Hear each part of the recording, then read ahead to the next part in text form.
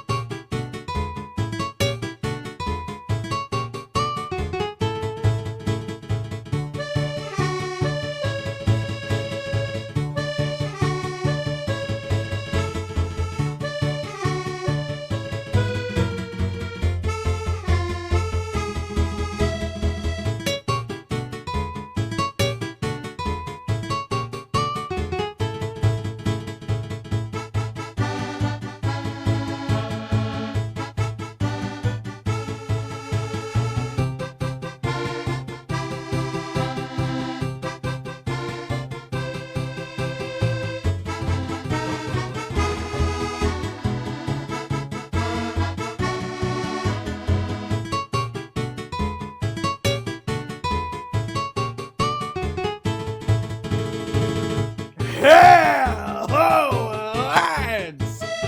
And I have an idea that I literally just got, and I don't know how I didn't think of this before. Okay, this is gonna be a plastic duck stream, but we're gonna have distortion detected overlaid on top of it, so that we can read distortion detected whilst playing plastic ducks. The idea is simple.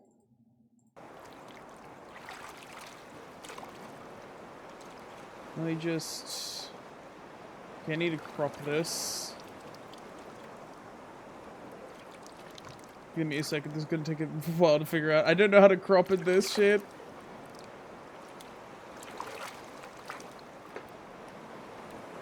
How do you...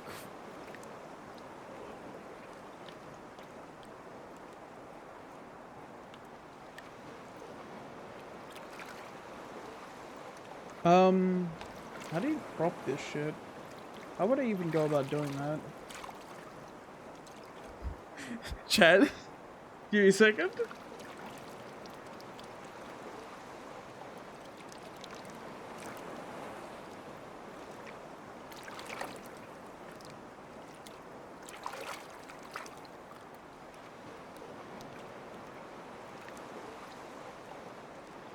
Transform.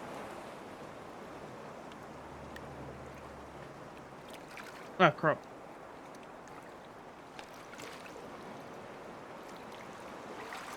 This is taking a bit. I've watched League of Legends today. No! Okay, that's a bit much. 500? That works. Then on the right, let's do a 200.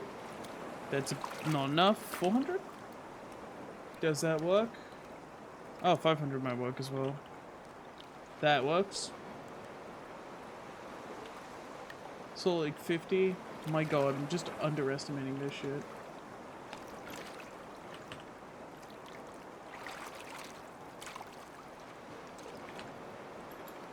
Okay.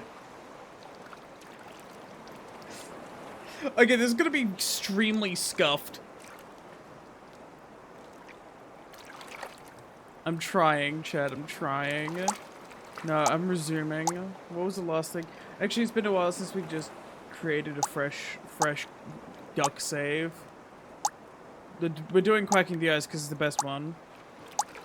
There's no fucking, you're not allowed to say it, are you? Let's just do all of them. But like Software's surf is in the top left corner, just to help me focus. No. That's what... There we go. Okay. If this is bad, then tell me, chat. Okay. You guys get to look at ducks. Also means this is a natural background music. This is extremely scuffed. This is peak so far. It's so scuffed. Oh, extra scuffed stream for chat today. We like peak. No, that's the wrong thing. Okay, let's follow the duck.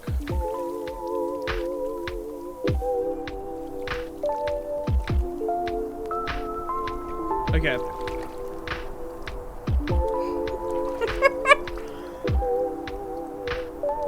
Chapter 20. Okay, I'm gonna actually...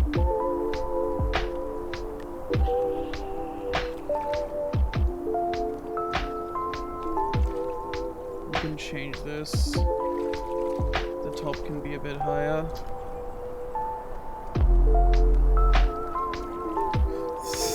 This is extremely scuffed. I love it.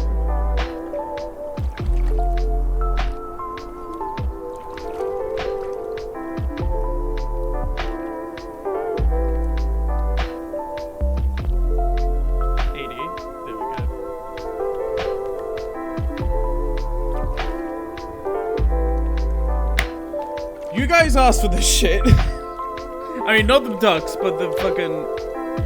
Not the ducks, but, you know, the game. The fucking gaming. New duck... Wait, new duck impound, first of all. I have my priorities, chat. Okay. Chapter 21. Road trip. Yeah, let's help ourselves to a fair bit when we get there. It seems 5 fixers out of 17 of the Dogui office have survived. They're just as badly wounded as we are. Some have lost their arms, most are drenched in blood. It's evident that Vesper's end goal wasn't senseless murder. He exerted himself the precise amount of violence that was needed to carry out his mission. Wake up, chat, new duck just dropped. I could actually, wait, hold up, I should move this down so we have the duck bar. The duck bar right there. Highly important information. My mother's passed away. Oh wait, sorry. He most likely withdrew from the hotel as soon as he secured Yuri's body. My mother passed away, Faye said. I don't know who's talking here. This is the fucking one thing. This is the one thing, chat, I hate about Distortion Detective. I cannot come if new announcer is Moses. This is why I'm, like, reading. Look, this is the one thing I fucking hate about... I just despise about this. Who the fuck is talking? I imagine it's Moses. I don't remember my Moses, so I'm gonna have to make a new fucking, new languages up now. What accent would Moses have? Would Moses be British?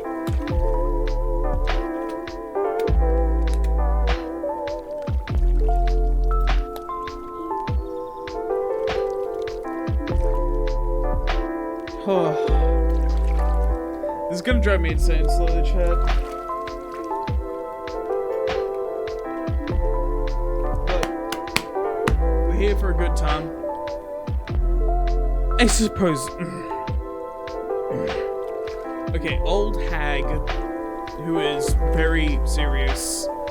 Almost like Marisol, but no, she's not like Marisol, is she? No.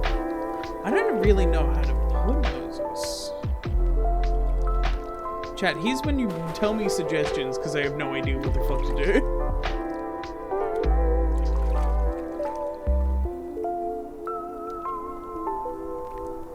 New duck just dropped. Oh my god, it's morning!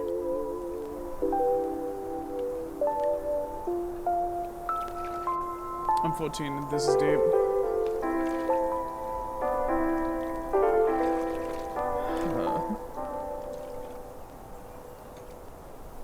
That's a shitty morning. No, it's morning look. Anyways.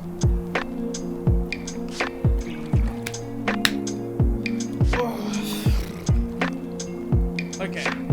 Wake the fuck up, Samurai. You have voice acting to do. I suppose you're responsible for it, and it's also thanks to you that I could leave that room.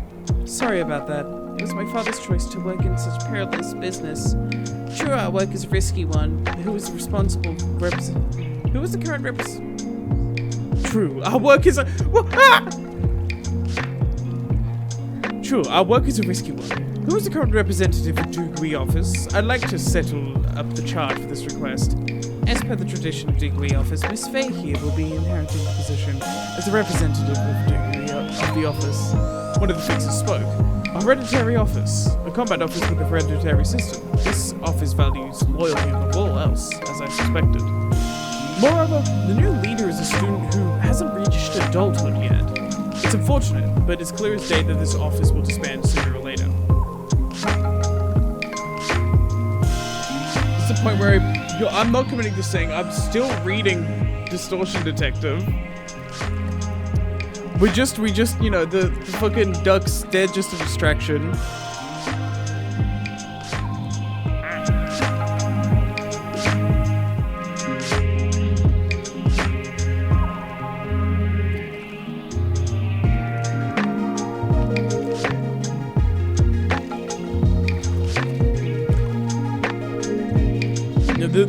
The main draw here isn't the ducks, it's the Distortion Detective. Though if you are here to enjoy the ducks, then I cannot fault you. They are very good ducks.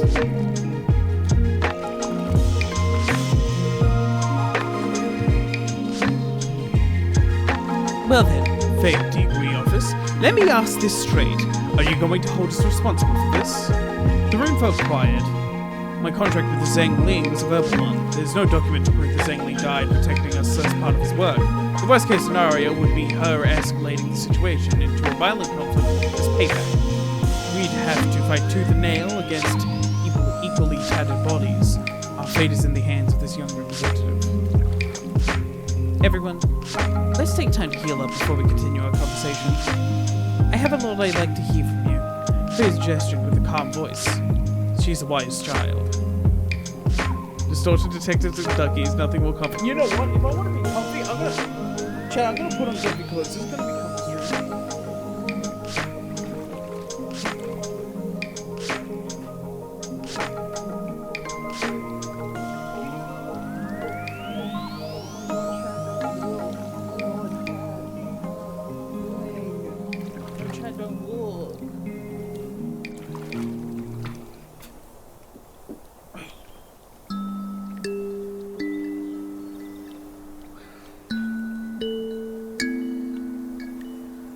In the comfy. She's a wise child. Ezra broke into Vesper's car and extracted Uriah's body. Her body was untouched, just as Vesper said. We returned to our office with it. Vesper was surprisingly gentle about combing through our vacant homes, it seems. Our office looked nearly identical to how it was when we left. Ezra and I took an HP tablet and went to sleep. There was much we wanted to discuss, but we were on the verge of collapse, physically and mentally. We decided to save talk for the day after. Degree office, lunchtime. The three of us sat on a sofa. Faye modestly sits on a leather sofa where her father used to frequent.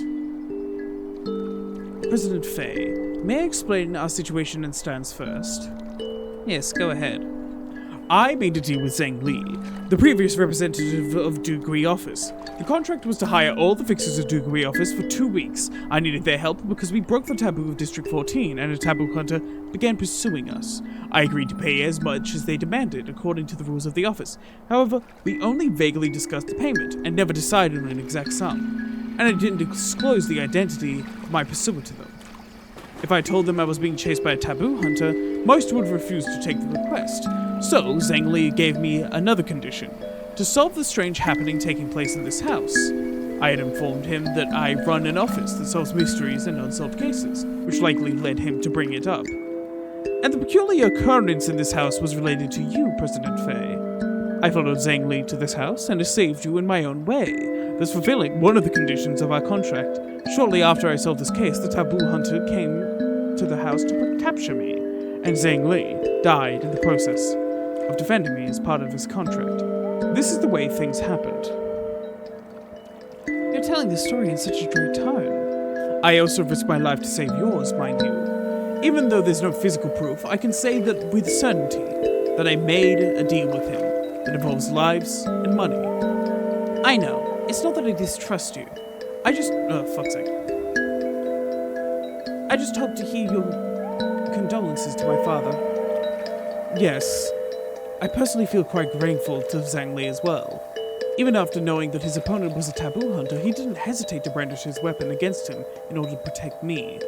Although it would have been fairer to say that he did it for your sake, Faye. And I heard from Ezra that she managed to escape safely from the hotel thanks to your fixes of your office. That she managed to escape safely, yeah, sorry. My appreciation and the condolences to Zhang Li and all the other fixers of the office who passed away knows no bounds. Ezra slowly nods to me. Yeah, your words heavily comforted my father's spirit a little. Faye looked down for a short moment. The request our office has taken isn't over yet. We will protect the people of Moses' office for the remaining 13 days. Yes, boss! The fixers of Degree office answered in unison. I'm quite touched by her kind heart, but I must say it feels like a child playing boss more than anything. The office has already lost most of its strength. A cool-headed representative should nullify a baseless request like this and focus on reorganization. Where is your green marker? God, that's so true. I need to get my own green marker. Shit, man.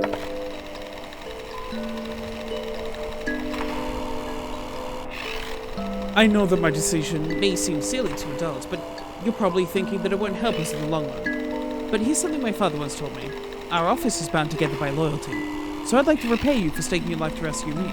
Besides, you promised to ponder my troubles together, and you'll be alive for that, right? You have to be alive for that. She got me there. This child may have a faint heart, but she is a person of wealth. Crane, please contact our sister offices. Tell them the Dugui is requesting help. The fixer standing next to Faye nods. Thank you, President Faye. Our office is deeply indebted to you. I stood up and formally showed my gratitude. My father taught me what to do in case this day revived. From now on, I'll have to learn from the people here. The ducky maybe seems to get louder depending. Yeah, it gets louder based off how close you are to the fucking thing. I might turn it down a bit. What new ducks do we have there? Pride is over, fucker. A classic duck. Extremely immense.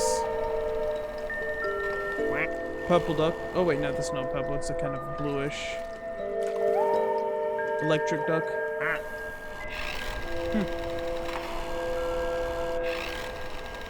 Where was I? Ah, yes. Holy shit, 2 streamers are reading Distortion Detective? Oh my god!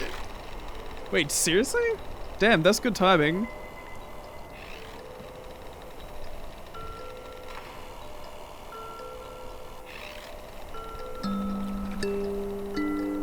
You and tomorrow. To be fair, we're on chapter 23.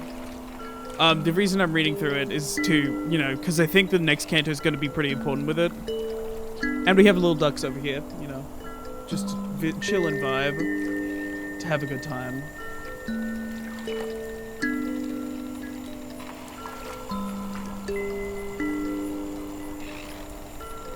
Tonrep? Don't know who Tonrep is.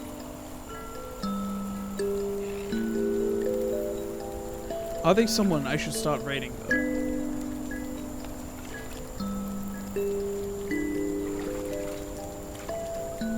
I need to get a higher raid list. I need new people to raid.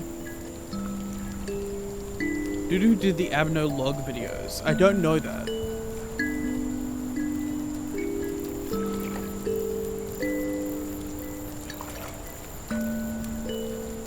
I want to kill my time to 10:24.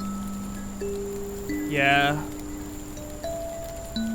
But this helps kill the time, right?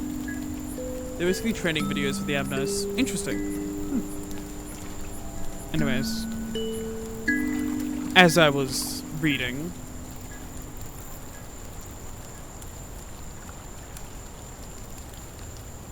Faye stared into space for a short while, immersed in thought. Let's settle up the request fee now. I'll settle the amount based on the customs degree office. She is meticulous in her business dealings, at least. Ezra, I'll leave this to you. I came up to the rooftop. I fished out a cigarette from my pack with my left hand and held it in my mouth. I have to light it up as well, for a nuisance. Blowing out smoke, I thought about what lied ahead of us. Detective Moses, what will you do about your smoking pork?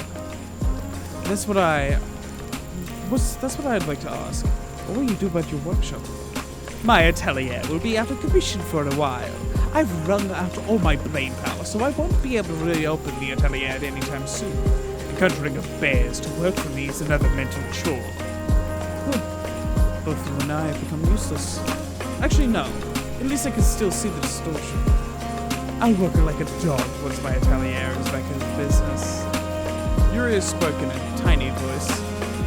Detective, I got a huge discount! Ezra came running along with a delighted look. Looks like the negotiation was a success. I pulled out another cigarette out of the pack. Ezra deftly lights a cigarette in my mouth.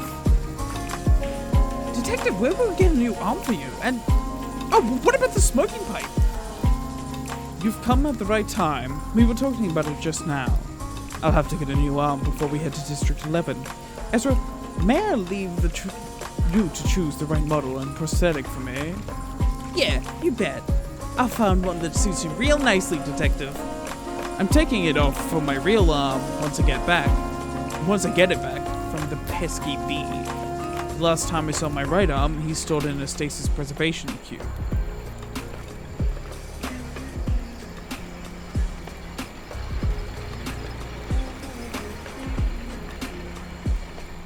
Maybe that stupid hornet will starve to death if we don't keep... who the fuck is talking? I hate this shit, man! God! Who's talking? Oh...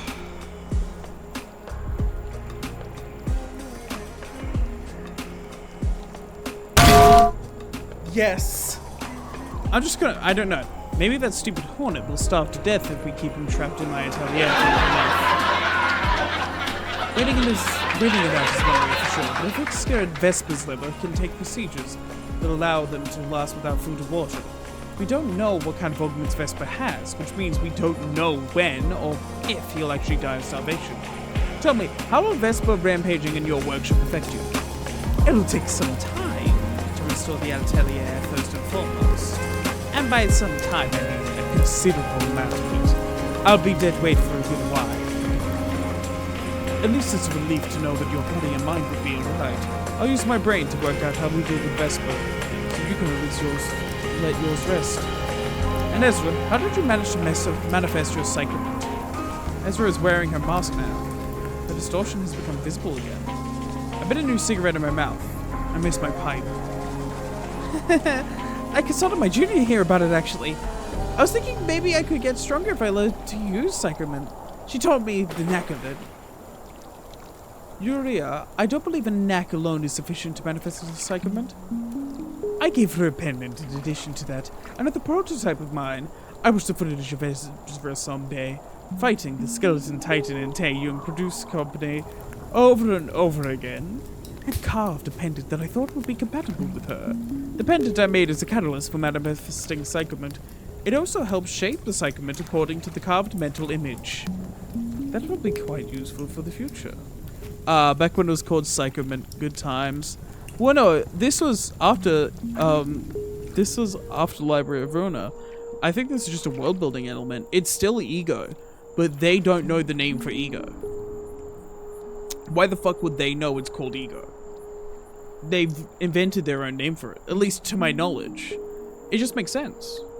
How the fuck do they know, right? This was... I'm pretty sure after Library of Ruin, this like story was written after that. And even in Lobotomy Corporation, it was basically Ego. I mean, we didn't have manifesting Ego back then, but it, you know, Ego existed. And I would find it hard to believe that we would call it something else. So, yeah, no, I generally think it's more a case of world building. Realistically, these people do not know. So they've made their own name for it.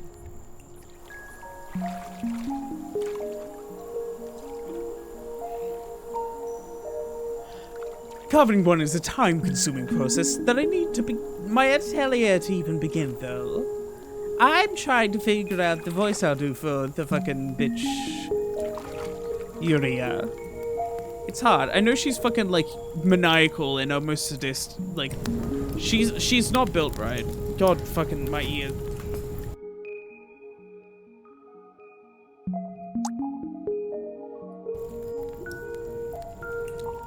I thought Distortion Detective was at least before it.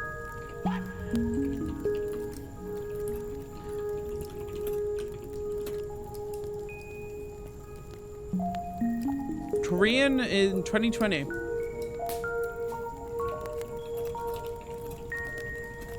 And then... Oh no, because Library of Ruina was 2021. Huh. But at that point, when was it? At what point was the fucking early access? Because if the early access was past Philip, then it was already Ego. Also, what point did Chapter 23 come out for Distortion Detective? Right?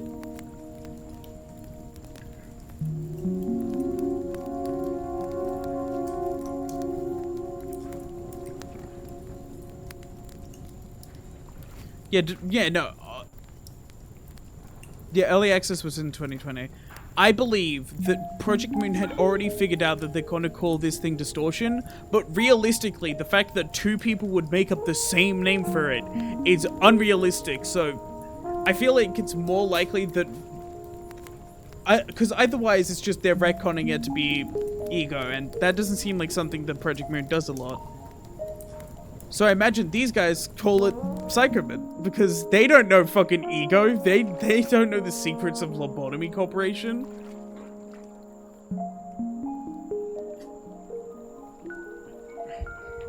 And now that Faust is out, and they've these guys have definitely joined, like, Limbus Company. The Limbus Company detective team, they would probably be using Ego now. Or, like, the name Ego. Anyways. I could become stronger thanks to you, Junior. Both of our problems come down to Vespa being trapped inside the Atelier. I need my smoky pipe back, and Yuria needs her workshop back to fully realize her capabilities. Nothing has really changed. I need to meet up with Han Jun in District 11 and dump this beehive on him. I fucking love that.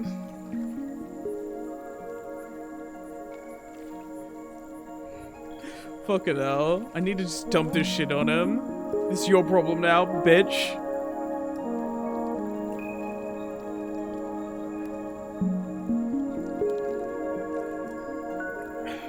By the way, chat, I'm double checking. Can you actually read this text? Can you read this shit? Or should I make it bigger? Honeyjun!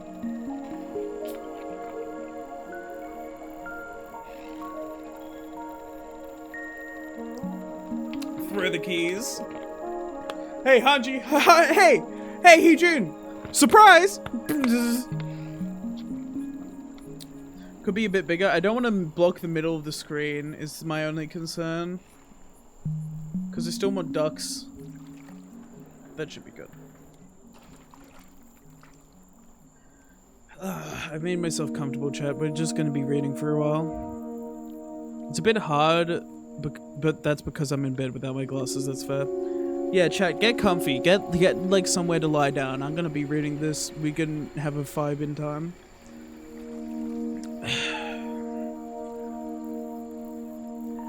What should we do about your body, Yuria? Oh, about that. When I explained her situation to... Oh, what the fuck? Oh, about that. When I explained her situation to Faye, she said she'll take care of the body until we get back. She's being too nice to us.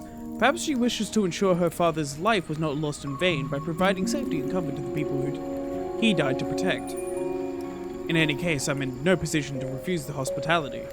I took the cigarette out of my mouth and ground it into the ashtray. It's time to start preparing for the trip. This ain't Limbus. What are you talking about? It's Distortion Detective. It's really closely related.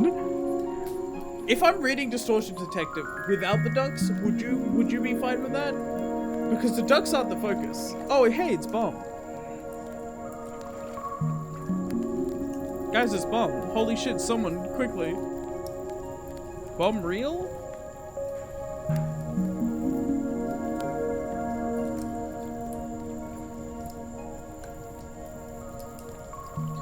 read it while drinking. Fuck's sake. Hey, it's Moses and Ezra, so Limbus higher-ups kicked up you. Exactly! That's my thought process. It's still, like, heavily related to Limbus, and we are reading the fucking Limbus shit. And the stream title is just, you know, reading Distortion Detective. But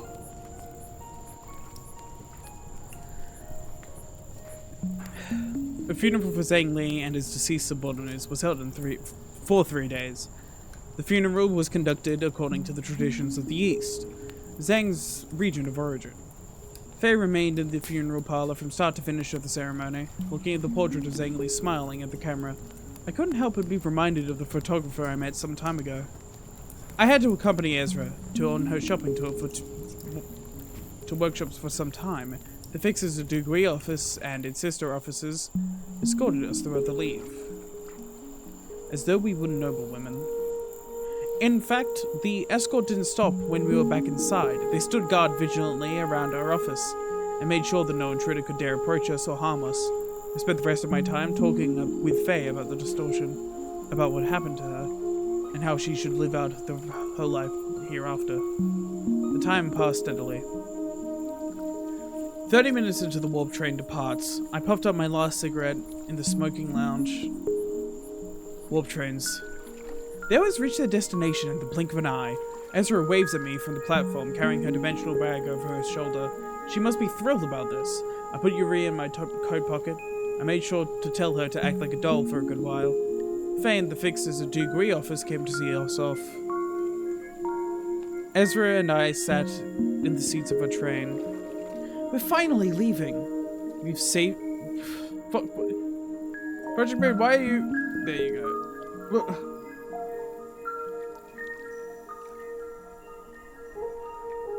Oh my god, why does this part of the fucking page... Okay. Ezra and I sat in the seats of our train. We're finally leaving. Oh, sorry. We're finally leaving. We've faced so many The fuck? Chat, what the fuck is this? What did they mean by this, chat?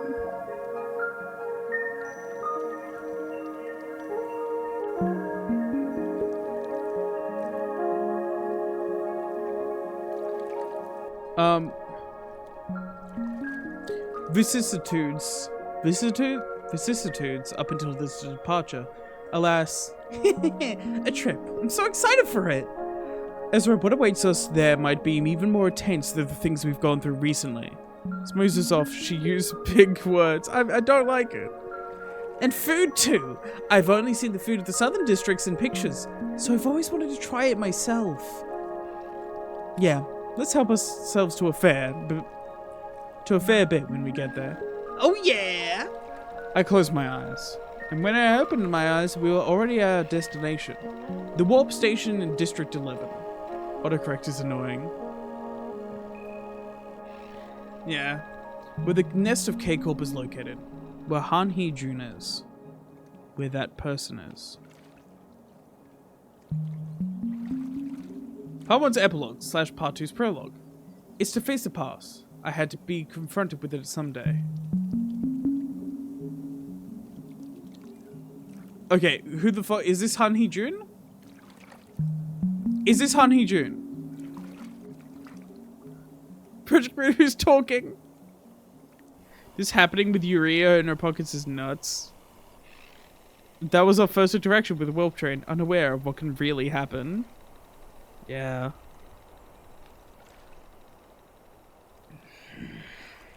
Greetings, Dr. Moses. You've come at last. A familiar pair of arrogant eyeballs waits me outside the warp terminal. The way he speaks infuriates me even more. At last, he says. Like I had any choice. I was caught up in the shrewd trap he set up. Those words could very well mean, as I expected. Didn't you tell us to come to your workroom at the association? I came to pick you up instead. Because we have no time to lose. What happened to your right arm? It's appalling to see him assume an air of concern. It's not what can really happen. It's what always happens. Literally every time, Chad.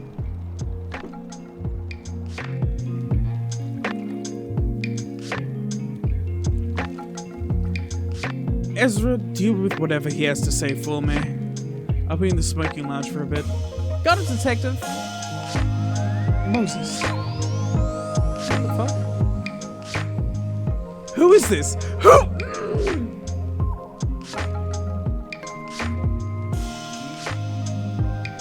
When I try to voice shit. Moses? Is that really you, Moses?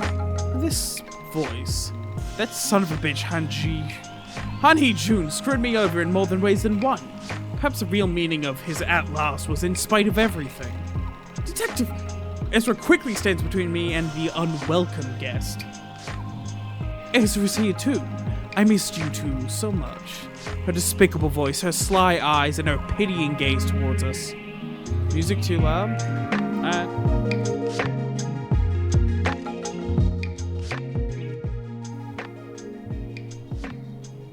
There we go. And her pitying gaze towards us. Diaz, please just leave.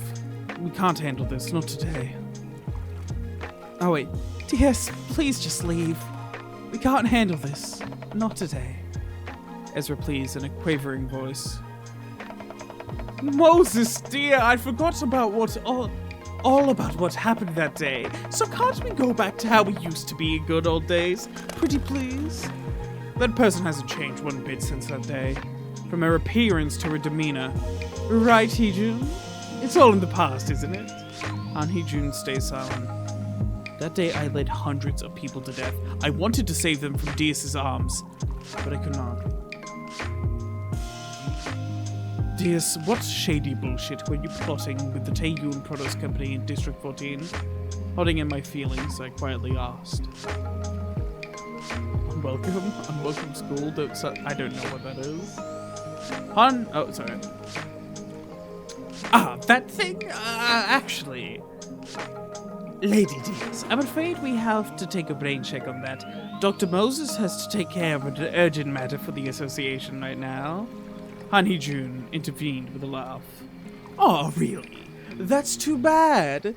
Do invite these two home. Do invite these two to my home later, okay? Understood. I'll arrange it as soon as the doctor finishes her mission. We sat in the backseat of Han Hee-jun's vehicle. None of us were willing to speak first. I gaze out of the window. The reason I've come to District 11 is not making money. Keep my name in the association, or to solve distortions, is to face the past. I had to be confronted with it someday. As I explained 2 months ago, Seven Association was the distortion in its whole... Doctor, are you listening to me? At least I am. Hee-jun Sunbae? British ASMR, I'm gonna fucking kill you, Dragon Song. Ezra answers in my stead. We're heading to a rural village. Our association has been keeping an eye on the place for the last 2 months, and the time is ripe to harvest that fruit. Are you saying the town has been ravaged by the distortion already? I opened my mouth. Yes, whisper into my ear someone. I'm gonna fucking kill someone. Damn! I'm not no, I don't even give a shit about the ASMR one. I'm just not British. No, it's a peaceful place, but it is distorted. Even I could tell. And I'm not capable of seeing the distortion like you are. The car stopped in front of a street. We've arrived. You can get out now. Does that sound like someone from a British person would say? No, British are way too proud of being British. Ezra and I stepped out of the back. Han Hee-jun lowered the driver's seat window. Chat, real quick, correct me if I'm wrong. Ego and distortion is both attained when the world as you know it shatters apart and you fall deeper and deeper into despair. This is the current requirement for the voice to appear. It's only up to you to hold on the shards what's left from your word and accept the invitation or reject it, to embrace your primal nature. Somewhat. I think it's less just the world shatters around you, because it's, from what we've seen a lot, it's the world questioning your values. A lot of it that we've seen so far is people's values being put into question because the world is screwing them over. So, say for example, let's take Philip. He kept on running away, and after running away for the last time, he needed to, like, after Oscar was questioning his values, he also started questioning his values. And it's when he started questioning his values, what he is and what he's come up to be at this point, that he started hearing the voice.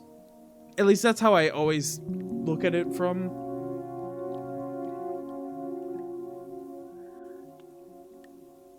Ezra and I stepped out of the back. Han Hee-jun lowered the driver's seat window. Walk down this street for around 15 minutes, and you'll find a small village. And what exactly am I supposed to do there? I hadn't seen any documentation detailing the mission. I took out a pack of cigarettes out of my inner coat pocket, and held a cigarette in my mouth. Ezra lights it up. Dr. Moses, your smoking pipe? Surprised, Han Hee-jun asked. It's a long story, so care to remind me what we should do here? You'll see once you enter the village. Your work is to investigate the place and draw a cogent conclusion from it. Afterwards, report what happened in the village to the association. When your values are put into the test, somehow sticked to for your entire life, when it's you against the world, the weight can break you.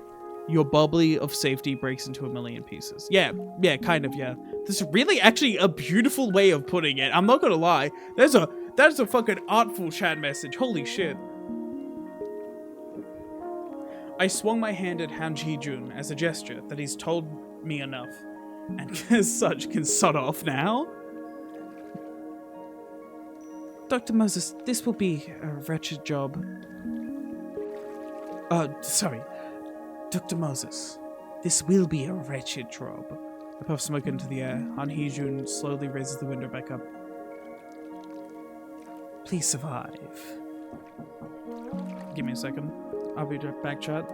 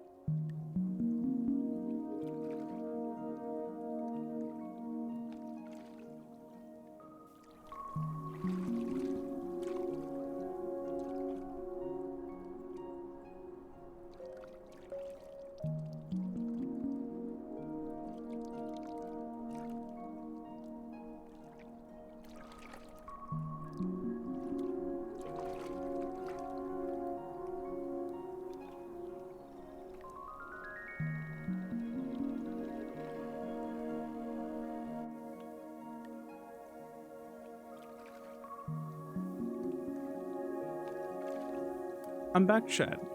Welcome back. So you get chat, you know how I live in Britain, right? You know, a place where guns are really rare.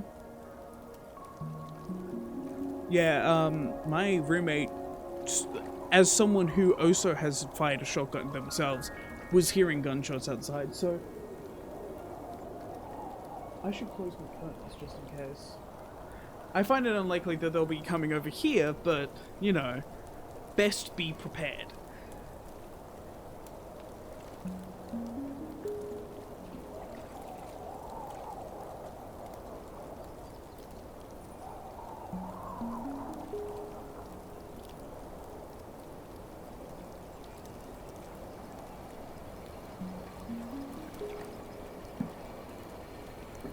This is fun. Well, we have the door locked and we're keeping an ear out for anyone coming up the stairs. High back, whereas front, fuck's sake.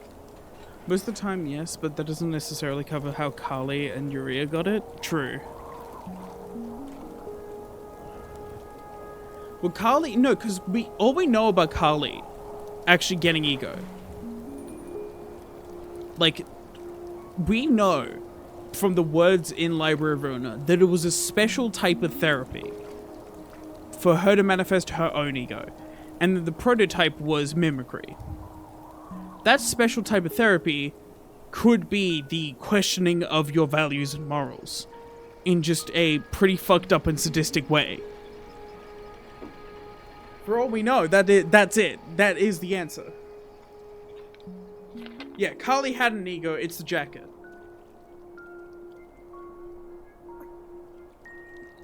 That turns into a cooler jacket.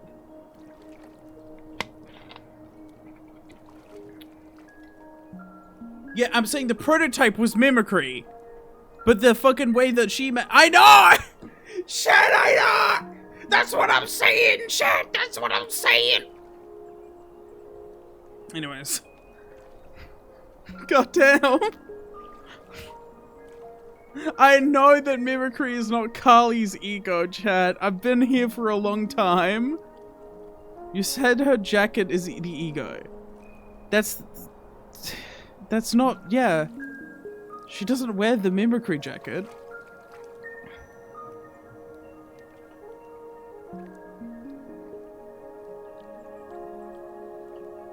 Yeah, no. Yeah. The armor is Carly's ego, which is the jacket and then gets buffed up to the cool armor. Probably just a normal fixer jacket. I doubt it, because guys we've seen fully manifest ego, other than Vigilius, and no, we only really have Vigilius as an example against, is a lot of the time ego is just a weapon you can have always. It could be that the jacket has nothing to do with it, but I always thought it did. It really feels like it just too cool of a jacket. Not necessarily always, yeah, but like Zhao ego? Well, we don't know because we never fought Zhao outside of her fighting mode. We never saw Zhao outside, like just chilling after manifesting ego. I mean, she's out there. Don't keep in mind, chat. Remember, she is out there. And she will come back.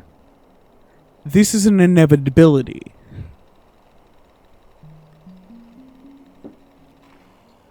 But yeah, there's only two real examples of like there's only one real example of not having a weapon whilst out of ego, and one example of always having a weapon, which is always having your ego, which is Moses and Vigilius.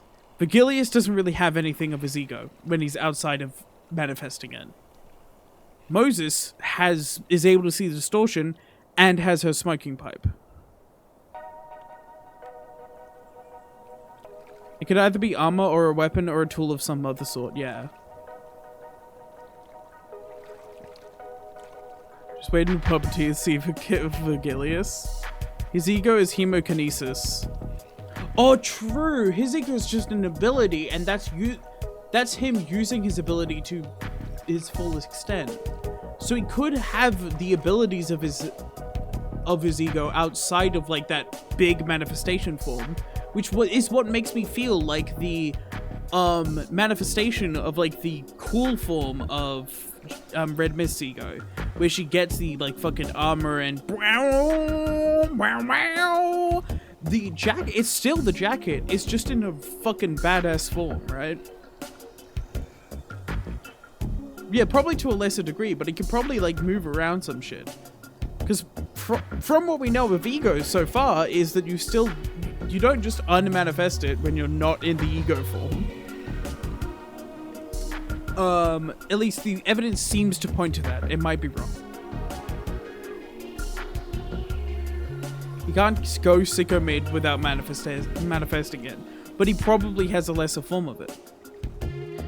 We saw his Phillips keeps his clothes intact after manifesting, no? Oh shit, yeah, Philip, of course. No, because Philip didn't fully manifest ego. I look at it as like sewing a persona. Yeah, but I always imagined Red Mist's jacket to be part of that because it kind of feels like it. Because then what the fuck is her ego really? Is it the armor that goes over that? Well, the armor is fused into the jacket, kind of. You could see the like coattails of the jacket.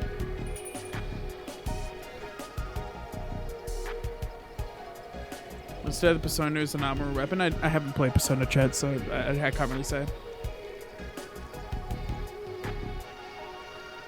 You see that jacket even before she meets Carmen? Okay, then it's not. Then it's most likely not. Shit. You could have started with that, damn.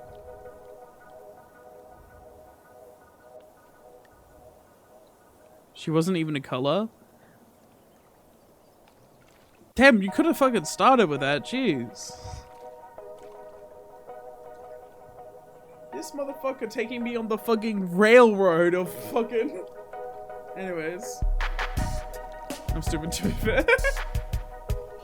His blade most likely infused into his form, just like the Ahab harpoon. Yeah.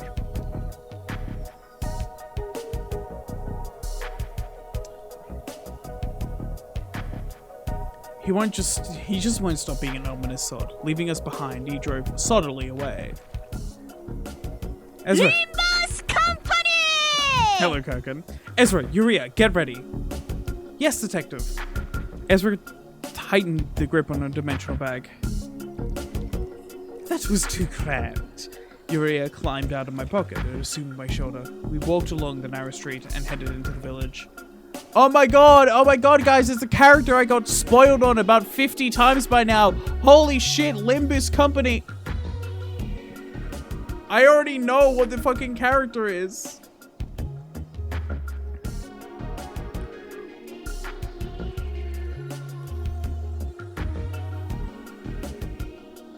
Limbusia? I didn't know that, and so I'm not sure.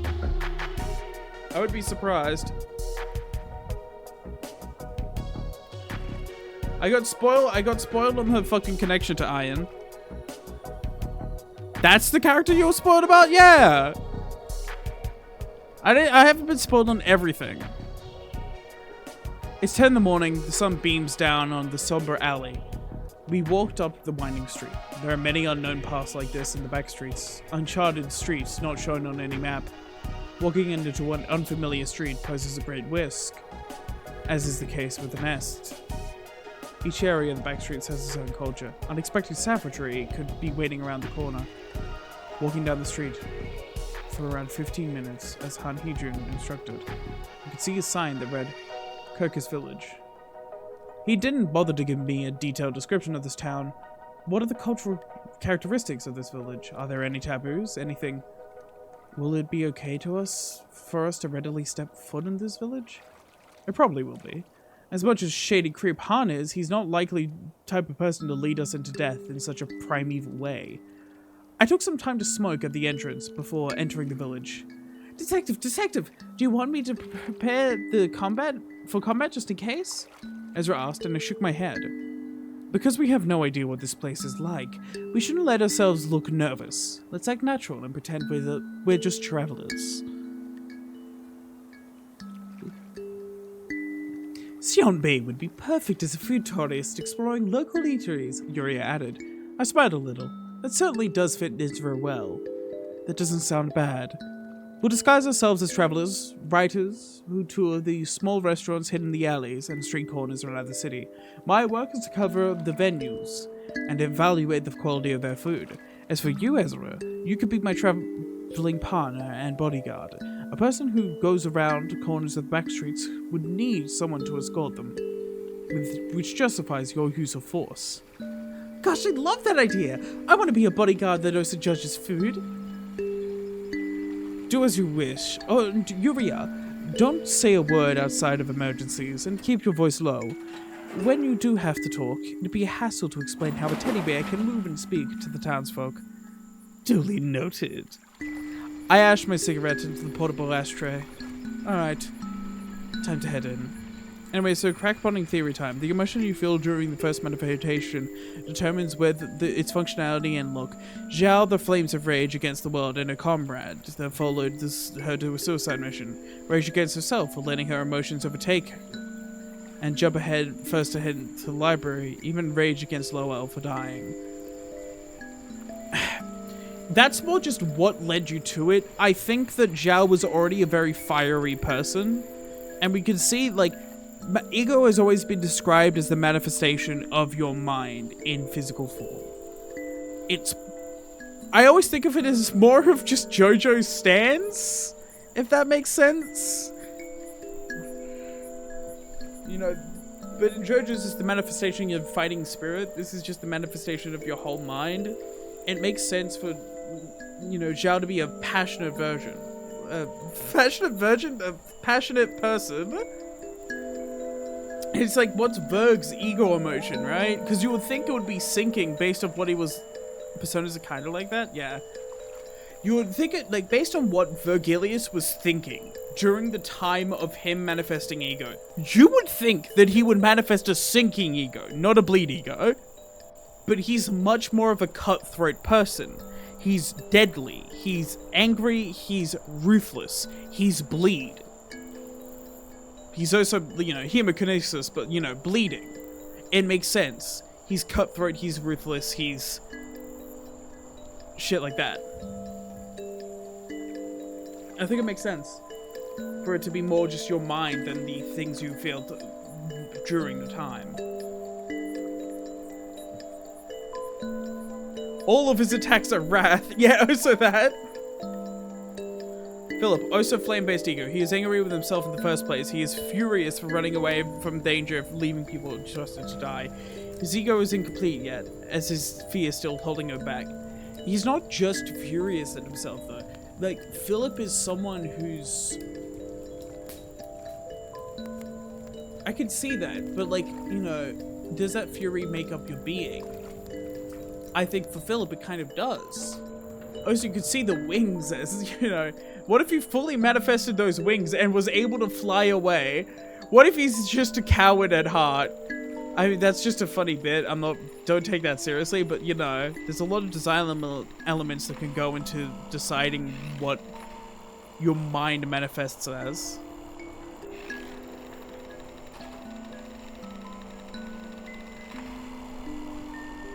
Do as you wish, yes. When I entered the town, I couldn't believe my eyes. It's a quiet and cozy place, and lush flowers and grass line the streets. I see houses and buildings in vibrant colors that don't match the grey tone of the city. Brick houses that are 2 to 3 stories tall, wooden roof. This beauty and peace was what you'd expect in a nest somewhere. How could a town outside of the nest be so calm and pleasing? I know that there are so many alleyways known to only few, but I've never visited a place in backstreets that is as snug and tranquil as this fairy tale town. Perhaps it's to my knowledge that is too shallow, but maybe there are more places like this out there. Wow! Ezra seemed to be struck by amazement as well. His main goal, as stated by Phil Clare, was to rise as high as he can in a single wet wind before it melts away, and something along those lines. Wild. It could also be manifest by your goal, your dreams in life, and what you want to do in that moment. So yeah, it would make sense. We just don't know a lot about it. I don't think that's too much of a crackpot theory, but I also think that there's not enough evidence to back it up on its own. I think Philip is the only standout there that you really should be using as an example, because Zhao was, like, in general, like, we could see is a fairly passionate person, which is often linked to flames. Philip, we don't really know. And it could be that if what you're saying is true, that would make sense. You know, your best piece of evidence there is Philip. But at the same time, Vergilius kind of trumps that. Because by Vergilius standards, he should have been manifesting something to do with sinking. Or depression. It should have felt depressing. Now, that you could make the argument that Vergilius often loses a lot of blood. At least in his first fight, because there was not a lot of blood around, he had to lose a lot of blood to use his ego. So it's kind of like inflicted, you know, the crown of thorns, inflicting pain upon yourself. So maybe.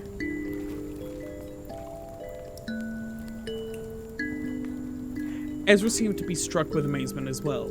I looked around to see if there was any villager I can talk to. No, there were bodies. Huh. Use that blood, but why did he like talk about? No, I swear he was talking about it at some point, like losing a shit ton of blood, or I might be tweaking.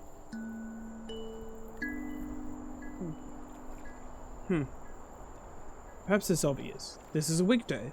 The townspeople likely have jobs and money to earn. Even then, this is eerily quiet. Looks like I'll have to... Sorry, this is eerily quiet. Looks like I'll have to poke around the buildings in the town. A restaurant should be an ideal starter. Depression, though, can manifest in various ways, not just being sad. There's furious depressed that gets annoyed real easily and by stuff. I do agree, that makes sense. But at the same time, what we can get from, like, Vigilius's speech is that classic kind of... I mean, I don't remember it too well, but he didn't seem that mad at the world around him. He didn't seem like this cutthroat and ruthless person that he usually is. He seemed very morose. And was running out, so he needed a source of blood, usually from killed humans.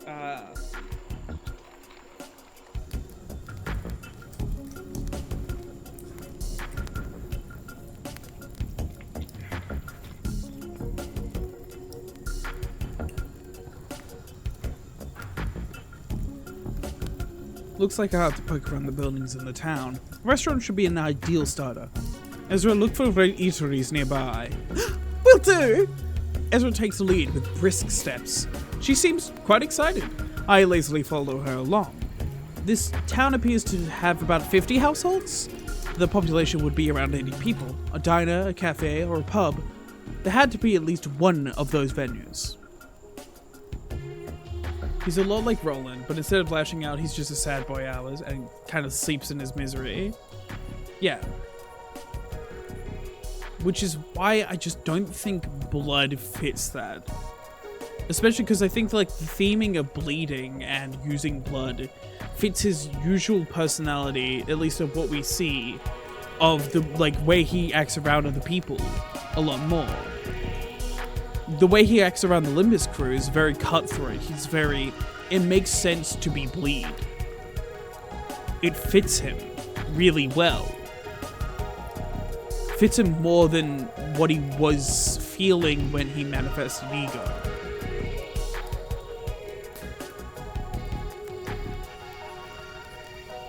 Detective, over here, I found one. Ezra waves her hand at me. Looks like she found something. I see a door with a sign that reads, De Demar Tea House. Hearing the clanging of chimes, Ezra and I entered a cafe. A small venue with 4 tables and floor spaced by 15 pyong. To be fair, I have yet to read Leviathan. It's in my backlog after watching Pat Labor. I'm just trying to make sense of what was said and shown in the mainstream media. That makes sense. Also, gazing is kind of part of his ego, I think. Yeah!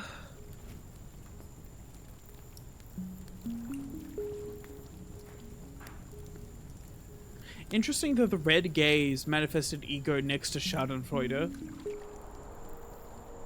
Huh. I never really thought of that.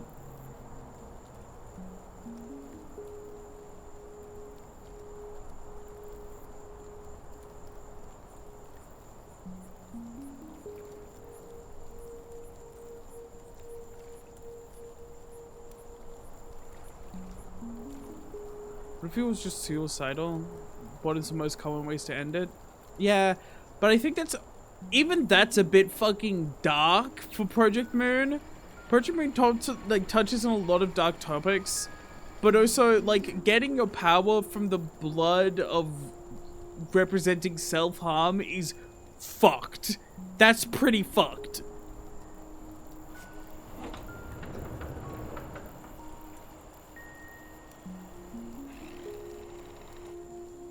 Especially when there's this other option right here that makes more sense for his personality.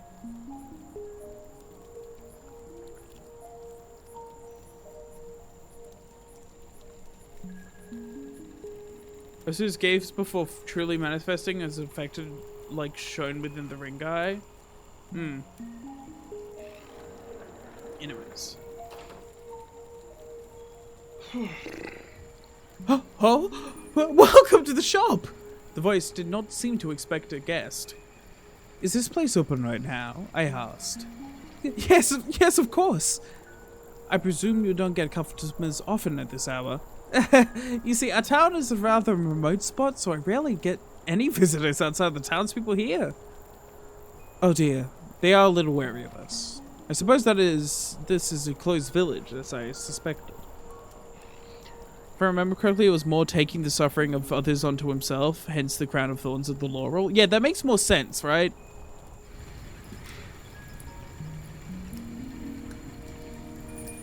But was that what he was saying in his speech? I'm not sure.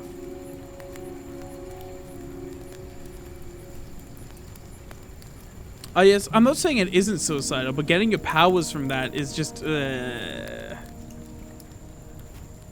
seems like getting fucking superpowers from that like mentality is way more fucked than an abnormality being based on a real event in the history of the in the like world. Back to the topic. Jan distorted because of the real world crumbled. Okay, there's nothing left for him, and yep. Despite trying his best, he ended up cogging the well-oiled machine. All of his actions were nothing wrong with this so far. You're just stating the fucking facts.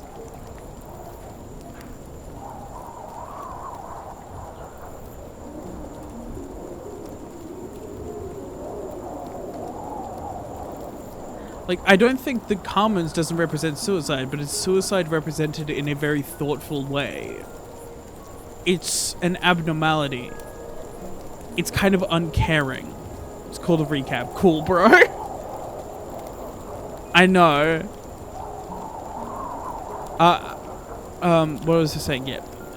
Commons is done in a very thoughtful way, whilst getting superpowers from it, I don't think is the best idea. Like, story-wise. I ain't gonna lie. I have to be honest. Now, the taking suffers of others onto himself really makes sense with the Crown of Thorns aesthetic and shit. And if his thought process was like that in Leviathan, which I can't exactly remember his speech, then that would make sense, and I would actually agree with this theory a bit more. But, you know, basing this off the idea of it's more representing self-harm and suicidal thoughts, I don't think is a very healthy way to get to that conclusion.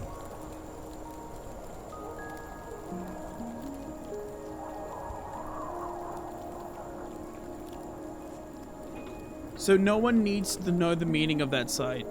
As the fact that Achilles kind of bleeds for others, if you remember what he says, he goes on ego, literally says, I don't want the shit I've seen to happen again in Limbus.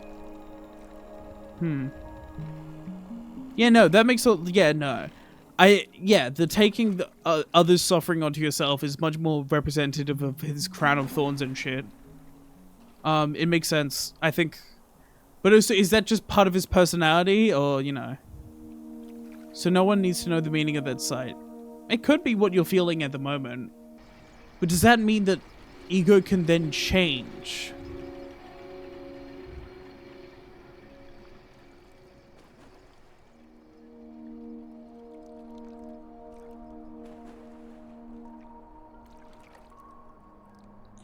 Oh, that, wait, no, because distortions are off, No. What am I thinking? I don't even know at this point. Yes. I must say I was surprised as well. I never thought I would stumble upon such... Oh, wait. I must say I was surprised as well. I never thought I would stumble upon such a beautiful town in an unexpected place like this. Ah, pardon my manners. Let me introduce yourself. I'm Momo, a traveling gourmet who seeks out unknown restaurants in an obscure location, and this is my partner. I miss my most partner in travel. Name's Zez. That's a false name, just as elaborate as mine. Did you complete it, Ruiner? Yes, a couple times now. Again, he hates the way the city works and how fucked it is, like Roland, hence the flow. Yeah. And his conversation with Roland. I don't even remember that. The fucking Leviathan translations were bad, to be fair. Not the best at the end there. Sus. Hello, Bomb. I mean, as much as Vigilius tries to hide that he gets attached to people, he even shows the fact that his weapon is the weapon he gave to one of the people he knew and cared about. Yeah. Then ego can change. You see 3 versions of Philip ego. No, well, distortions can change. That doesn't necessarily mean ego could change. We see one version of Philip partially manifesting ego, and then we see him distort, and then we see him weirdly differently distorted, and then we see him distorted differently because he got double distorted.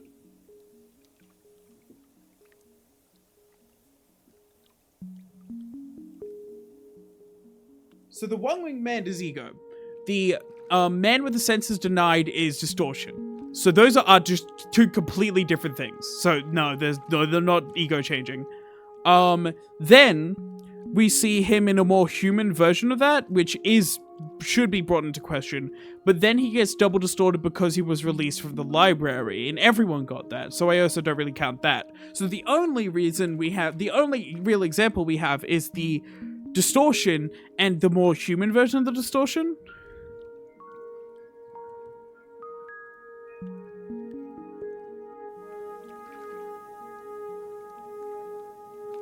Distortion is the angel of fire and the cherubs. Yeah, but he's still a distortion by the time we see him hanging out with the rest of the blue gang. He's just kind of, in my head, more conscious. The man walking with the ensemble is not ego. I will say that just outright, that's not ego. The distortion ensemble, they're called, you know, the ensemble is all distortions. They're all distortions. In a way. I refuse to, believe that that's just... Because it doesn't make sense to be ego. No ego we see is manifested as changing who you are. And that version touched by the light and changed, what is it? Touched by the light and changed, that could be an either distorted distortion or a distortion that gained ego. But I also doubt that it's a distortion that gained ego. The Blue Sicko Gang. Yeah. That's actually a really good point. The Blue Sicko Gang Philip is not even Philip, it's a husk. Just a quarter of the man Philip was, because all the other ones died. Anyways, what I was saying, yeah. The one after Touched by Light, everyone fucking changed.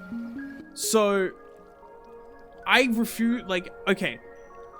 Based on what we have seen from ego, it doesn't actually change who you are. We literally see the biggest difference between distortions and ego is it's either something that changes who you are or an equipment that you use. For example, Moses has a smoking pipe and can see the distortion, whilst equipment or ability. Whilst, Vigilius is still Vigilius, he could just control blood. But, yeah, supercharged distortions is probably the best way to put it. But Philip is no longer Philip at that point. And none of the other Blue Man group are the people they used to be. Except for Argali himself, who didn't even fucking distort in the first place. They are distortions. There's nothing saying that distortions can't be more conscious. There's nothing saying that distortions can't be more conscious creatures. And then, yeah, I think that in the finale, they're overflowed with light. I just think it makes zero fucking sense to break your own rules and go, oh wait, no, these are egos. The light does not affect abnos, it affects humans. Humans are distortions. Abnormalities are completely different to distortions. They're similar and they're kind of the same, but they're different fundamentally. This has been explicitly said to us. Abnormalities are not... Also, there's nothing saying that the light doesn't affect abnormalities. At least to my knowledge. They might be saying that. But abnormalities are not distortions. Distortions are fundamentally different. You know, they're similar, but different. In really important ways. And who's to say that, like, the light can't affect abnormalities? Like, what? There's something else entirely? Motherfuckers inhaled half the light intended for the entire city. Yeah, no. Keep in mind that the fucking Blue Group gang literally fucking just had so much at that point.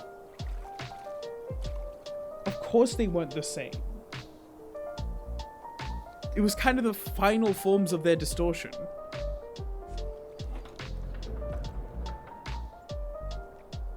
Yeah, no, I think it's ridiculous. It is kind of ridiculous to say that they are different.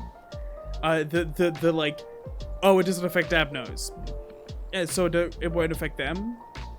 But it's so even more ridiculous to say that those are ego, because everything we've seen of just things that are explicitly called ego is not that. That ain't it. And all it's still 1v1 to Uber Agalia for a week. Yeah, no, he's built different. Yeah, no, Oridoc, if I can I get some examples over here, and the Blood Fiend that also devolved ego while people called them distortions coming from an abno? What? What are you talking about? That's not a sentence. And the Blood Fiend, okay, the Blood Fiend that also devolved ego while people called them distortions coming from an abno. What? Yeah, also abnos were at one point human. Well, we do understand that there could be naturally occurring abnormalities, and maybe not all of them were human once. It might not be impossible for creatures to gain ego and become abnormalities by natural happenstance. I think it would be really cool actual plot development to see that happen, actually. Bloodfiends are their own thing. They have nothing to do with ego. Yeah, Bloodfiends are a species. Now, it is possible that they're a species coming from an abnormality, but that's speculative at best. And that's only because Nosferatu kind of exists. But also, Nosferatu is just as likely to be something born from the fears. Nosferatu is just as likely to be an abnormality born from the fears of Bloodfiends, rather than a Bloodfiend himself. But also, Nosferatu could be the origin of Bloodfiends. Abnormalities can do way too much shit for us to for sure say, oh, he couldn't possibly make a species. You're not ready from no manager Ome whipping out ego. God, imagine. Holy shit. First gen Bloodfiends are naturally occurred abnormality. Okay, first gen Bloodfiend are naturally occurred abnormality. Some kind of a disease. Oh god, what if the abnormality is a disease? Abnormalities can take any form, including noises. What if the abnormality is literally a pathogen? Wait, what the fuck? Chat, what if? And then Nosferatu would just be a representation of that pathogen. Not abnormality, anomaly? Do you mean anomaly? What? So formless melting love. I mean, could you imagine? Anomaly? Anomaly isn't a word that has ever been used in Library of Verona, Lobotomy Corporation, or all of Project Moon. I don't... Do you mean just like something else, like just naturally occurring species, basically? Some kind of disease. Second gen popped up around White Nights and Dark Days are the distortion that a regular city dweller thinks of them. But nothing more but a creature, a monster lurking in the night. That would make sense. Because we do, Elena... I'm not sure. Yes, just in general, something out of the usual, yeah. It would be so fucking cool to find out that, like, the abnormality that is the Blood Fiends, that is Nosferatu, is literally, Nosferatu is just a representation of a literal pathogen that is an abnormality. Because how the fuck do you contain that? That would be so cool if Project Moon did that. I would fucking love that. Gay abnormality when? Where you're looking at it. How do you think I got my start on Twitch?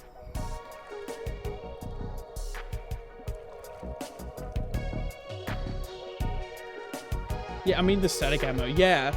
Yeah, because like the static ammo exists. Now technically, the static ammo is the radio. Well, there's two static amnos. There's the record of the day, we must not forget, which is the radio, I think. Either that or it is the specific frequency. Or something else. Because there are blood fiends that don't know who they are. Also, blood fiends can be like monsters outside the city, yeah. It would make... I would love this to be a pathogen that could carry on in different intensities. It's the frequency. Ooh! Like, there isn't enough pathogen or parasite amnos? There isn't. There's not that much. Most of the abnormalities are physical things. We have melting love that is technically can spread themselves, but they're not literal pathogen.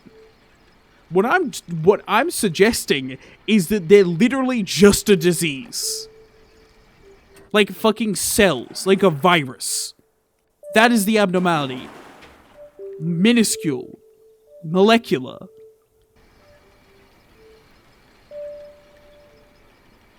Little Prince of colonies of mycelia, and the big fucking mushroom is because they spread mushrooms. So okay, that's one.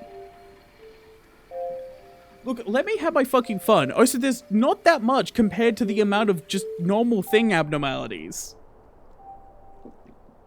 Like, think about it.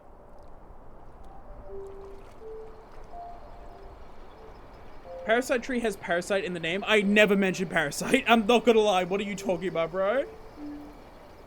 I'm talking about a pathogen.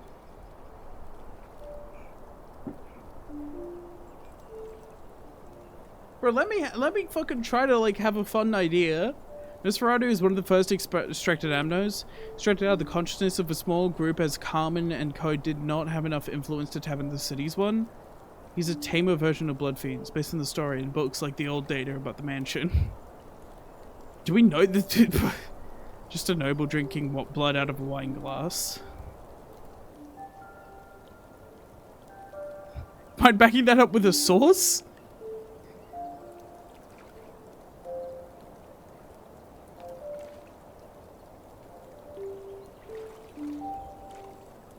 The amount of like shit chat sometimes says with like no context or anything around it is insane.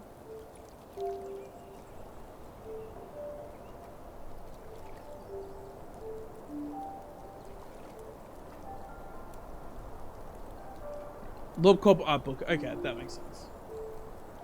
Thank you for the source.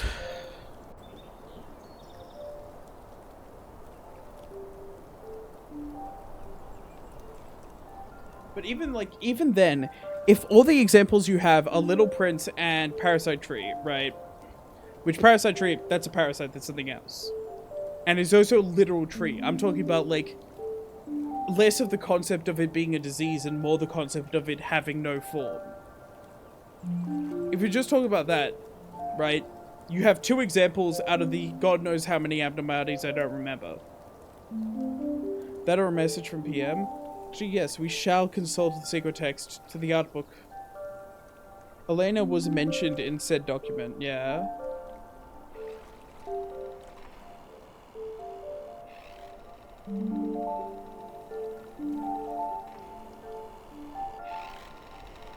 Are those Ducks DLC to Limbus Company? Yeah, this is Limbus Company got fucking wild, man. We have no- Bro! An idea can be done twice! Jesus fucking Christ, this pisses me off! Actually, your idea was done once in a completely different way that barely has any similarities except for a couple things before, so you're unoriginal and this is a bad idea. God damn, bro! God damn! Holy shit, man! Welcome. And Mr. Stream, I'll have you know that, did you say that it would be cool? Would not be cool to see Mayor? What? What?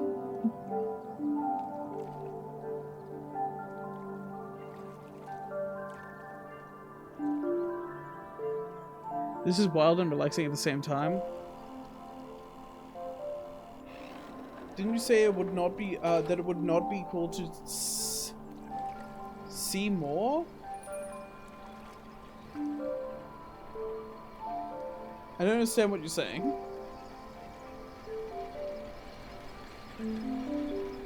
Just saying that they exist. I'm like, yeah, but your voice, you're putting it in a way that it's like, your idea is bad because this has been done before. The way you're wording this is, this has been done before, not, oh yeah, there's stuff like this before. Yeah, like, there's stuff like this.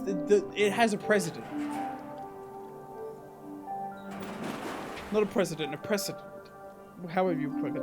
Wake me up when Faust Canto. I feel like I'm having a stroke reading your message. Essentially, Blood Fiends, I can't say much because the info we have is from Distortion Detective. Yeah, we need to keep reading, Chad. Funnily enough, I got distracted.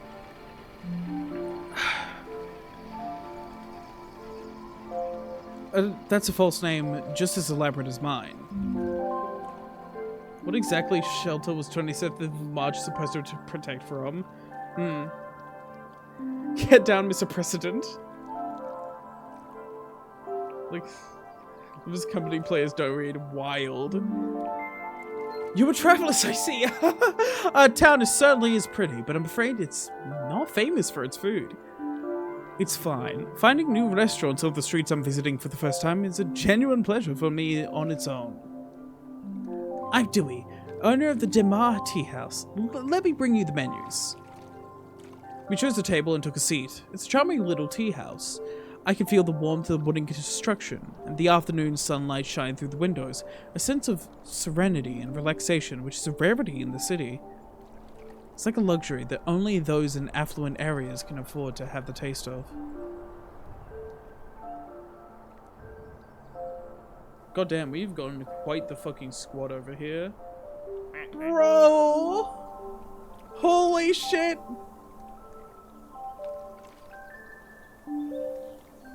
Oh my god, guys, it's chat.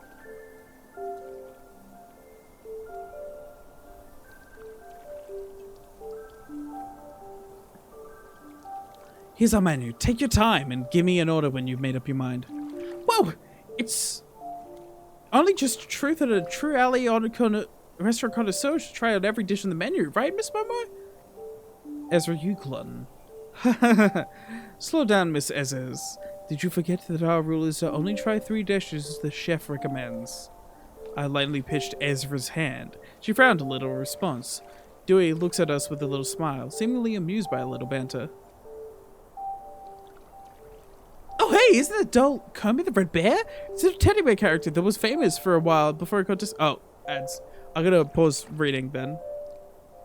Oh wait, no, ads aren't started yet. Okay, the ad's starting in 1 minute. That's you when you try to be good at game design and fail.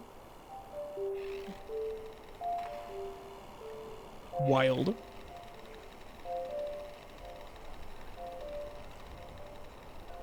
What? I was confused by the question that came completely out of the left field. What's a Comey? What's a Comey? Ezra naively asks. You idiot. We were supposed to go with the flow. Not ask questions about what is common knowledge to them right away. Only makes us look more suspicious. Alright, you said you guys were travelers. I guess you came from a pretty far away place. The character was pretty popular in his time, though. Yuria slightly trembles on my shoulder. She must have a thing or two to say about that, huh? This was a gift from an acquaintance of mine. Actually, I understand that you're a big fan of cute characters, Miss Ez. Didn't you know about this one? I gave Ezra a sludged signal. Oh, Kumi! Kumi the Red Bear! Yep, I do. It'd be a crime for me not to know Kumi. It's Kumi. An awkward pause. Honesty is the only way out of this. We're from the northern side of the city, so we don't know much about what goes on here down in the south. The north? You've come here so far away. I never left District 11 in my life, let alone gone anywhere from near the northern areas. Well, you could say it's the same for most of the people in the city. I gave a serviceable response. It's time to change the topic. Should have had started? I don't know if ads have started. I really need to add like an ad break thing that automatically just like puts a thing in front of the stream saying ad break so that I like stop talking about shit. Goofy Ezra's best Ezra.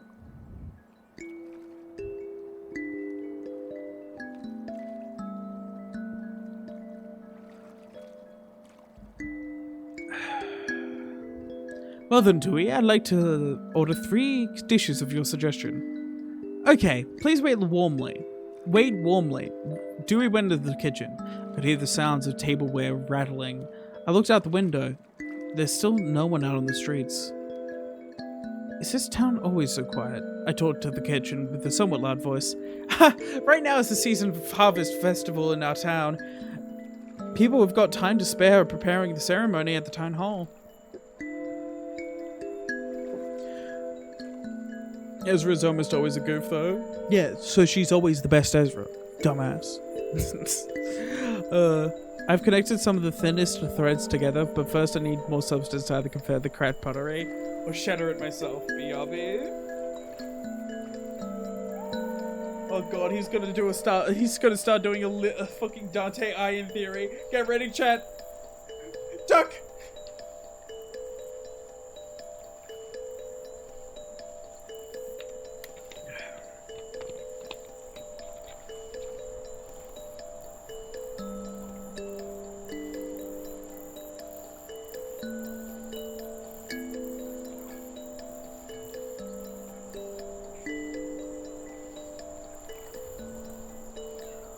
Period of celebration.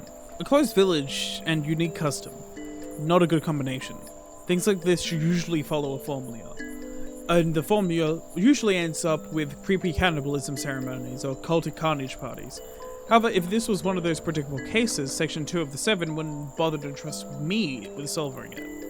I'll take a straightforward approach. Harvest Festival. Can we join that festival if you don't mind? Depending on the village's reaction, this can be categorized into one of 2 types. Rejecting outsiders and actively inviting them to participate. In the case of the latter, there's a high probability that the outsider ends up being the sacrificial lamb. This one being a welcoming kind would be much more convenient for us to resolve this mission. Simply too much of a hassle to try to sneak into a festival that excludes outsiders. Of course! A festival becomes merrier with more people enjoying it. You also love Ezra and Moses both. I just feel like I like Moses a little more. I agree. I love Moses. Good character writing where they write good characters. You know what I'm saying, Chad? Because after a while, I would turn like Moses if I had something like Ezra near me all the time. God, that's so real.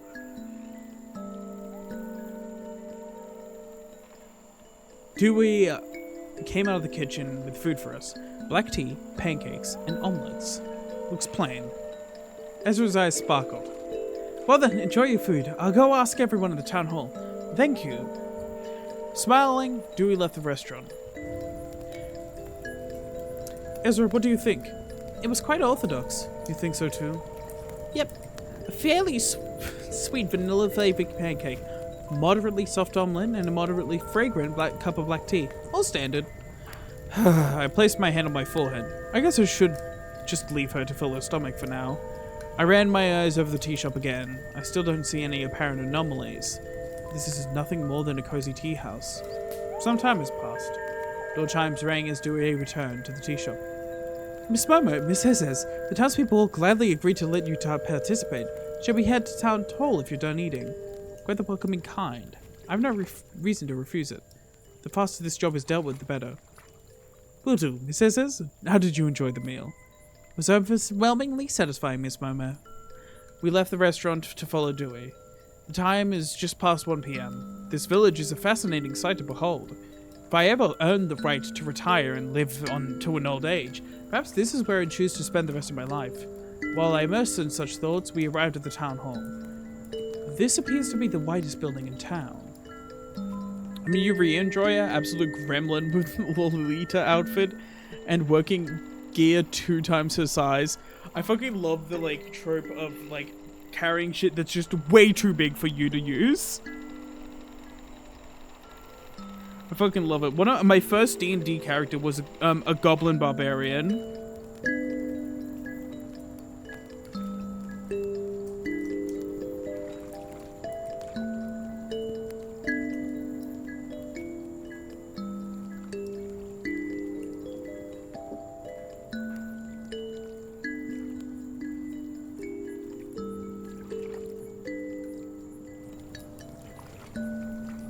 Ezra, everyone, here are Miss Momo and Miss Esses, the visitors I told you about earlier. Ezra and I nodded in greeting. There are about 40 people inside of this building. Each one thus bids them a welcome. This is not good. I looked at Ezra and back to the townsfolk. Now I understand why Han Hee-jun gave me this job. A pleasure to meet you. A pleasure to meet you. I'm Thomas, head of this village. I heard from Dewey that you two are travelers.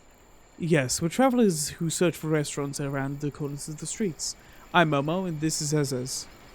Hello! Ezra cheerfully greets them.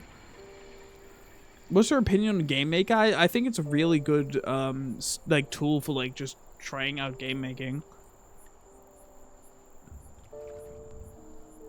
Planning on jumping off the Godhope boat while still early, that's fair. Game Maker is perfectly functional. It's pretty good. It works well. I mean, personally, I prefer Unreal or Unity.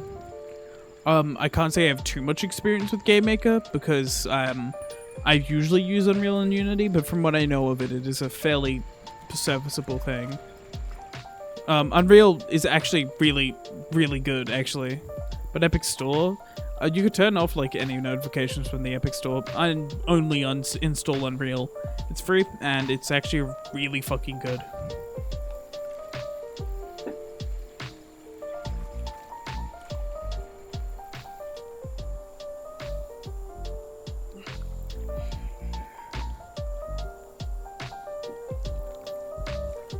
Thank you for allowing strangers like us to join the festival of your village. That's the charm of I did a very cheerful voice. That's the charm of traveling, isn't it? Besides, festivals are much more fun when there are other people to celebrate together. The townspeople are making effigies out of tree branches. We'd like to help you out with the preparation. No, you've come from a far place. You deserve some rest. I believe in participating in all stages of a festival, starting with this preparation is the way to truly enjoy it, as you mentioned. Thomas laughed. You raise a good point. Then I'll tell the people that you two are helping out as well. We helped the townsfolk with preparing the festival for a while. I carefully watched them as we worked. What I see confirms the suspicion is not just my imagination. They install Epic Stores the day I die, then just a Unity.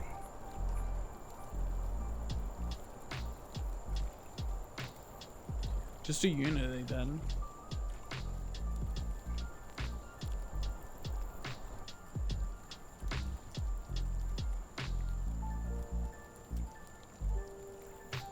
The focus literally just got up with a different logo right now and doesn't seem it's going to survive.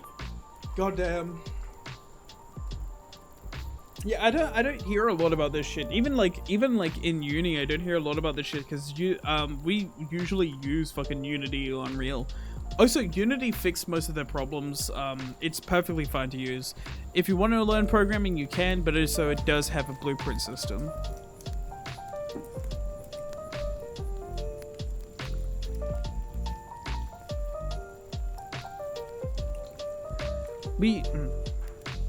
Is there a place where I can smoke in this village?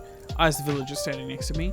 Oh, you're free to smoke outside as long as there's no one around. Just make sure to throw the cigarette, not to throw the big cigarette butt on the ground. Sure thing. I stepped out of the town hall. The clock struck 4. There's not a single person out in the town streets I could see. I went to a remote place and pulled out a cigarette and placed my hand on my forehead. Detective Moses? Detective Moses, did you figure out anything? Yuri whispers. I puffed out smoke. Yes. I could not see the distortion from any of the townspeople here. I was literally thinking that was going to be it. Oh, who knew? Yeah. Chapter 24, The Emotions of Life. I mean, they literally attempt to charge the old game, so no, I will never trust Unity again.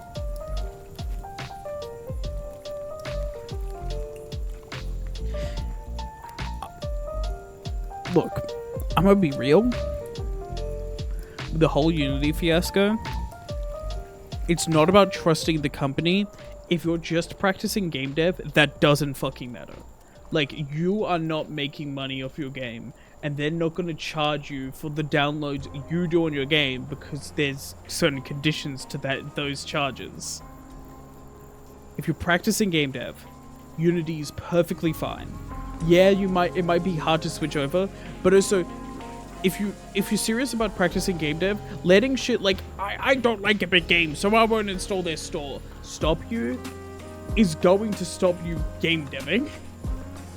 Like, at the end of the day, if you let that shit keep on stopping you, you're not going to be able to use the engines that have become standard throughout the world. And yeah, Godot and Game Maker, there's plenty of games made off that. And there's also proprietary engines and other engines that exist. But for practicing game devs, these are some of the best engines you could go for.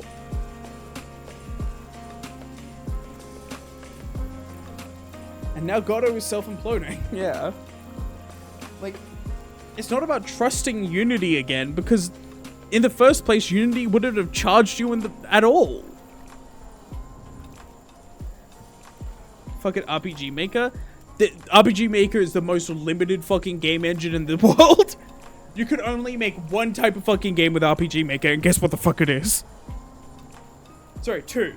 Either RPGs or insanely fucking tight-knit story games.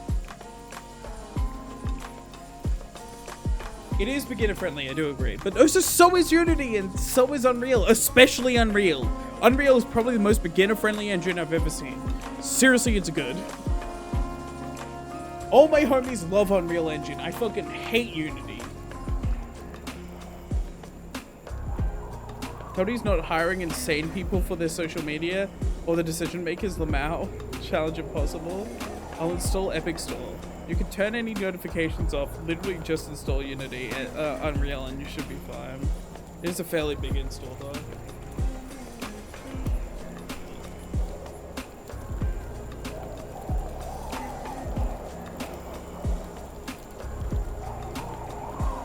Anyways, what I was saying. Yes. You can't see the distortions, but you can't see the distortions. But that has to mean all the villages have cyclement according to our theory so far. We'll see soon enough. We'll see soon enough. I stared at the cigarette smoke I just puffed out. If I had my smoking pipe, I could have used the white breath to grasp the truth of this festival and the situation a bit more easily. The pipe. The Vespa. It's like thinking about overdue homework you procrastinated on the whole night. Damn, bro, I need to work on my fucking uni shit. I've seen some phone games that took RPG Maker and made their own versions of pretty nice games of what they are. Yeah, no, I believe, like, I don't know how much RPG Maker can be pushed, to be fair. I don't know the limits of RPG Maker. I know that it can be made to do some amazing games.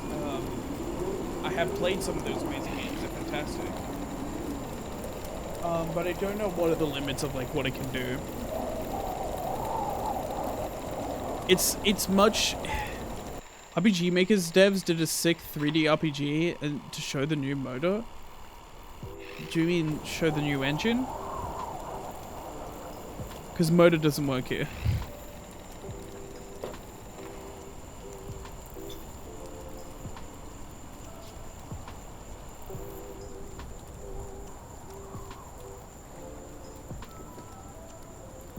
you know, RPG makers for RPGs. It's extremely beginner friendly, but there's like, okay, Maker is like Scratch for programming. Yes, Scratch is a programming tool, and yes, you could do a lot of stuff on it. At the end of the day, the stuff you can do is more limited compared to something like Python or C#. Because with C# and Python, there's less features of it, but it's more, what is the word? There's an actual term for this. It's a more low-level programming language.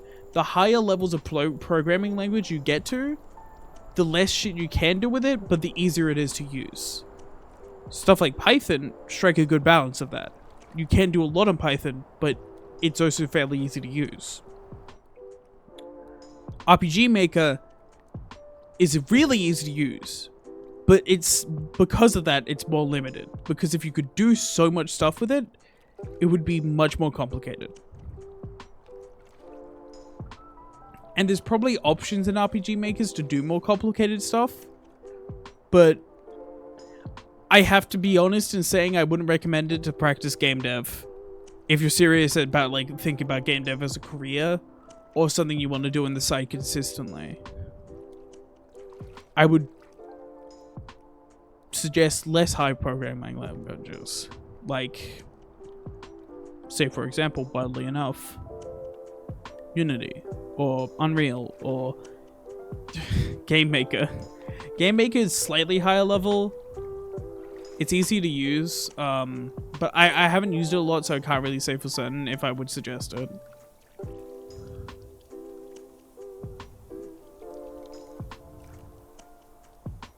I just know that I can really suggest Unreal. It's probably the best thing I've ever used to practice shit. Miss Momo! Ezra waves her hand at me as if she were waiting for me to come back. Dewey is next to her. What's the business, Miss Ez? You see, Momo, it's almost time for dinner, so they're asking us to aid them with preparing the food for the festival. They thought epicures like us would love to see the process firsthand. Fuck it, use it, Java. Oh, I hate Java! Oh, my bones! Ah! Sorry, I fucking hate programming in Java. It's the worst, man. Ugh! Ew! Oh, I hate doing anything in Java. It's so bad.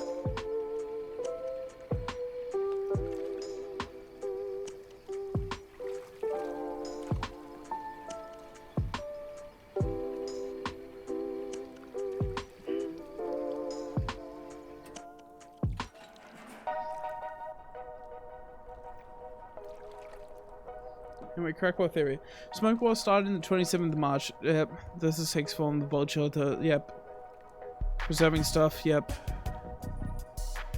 Okay. That's possible? It could be a,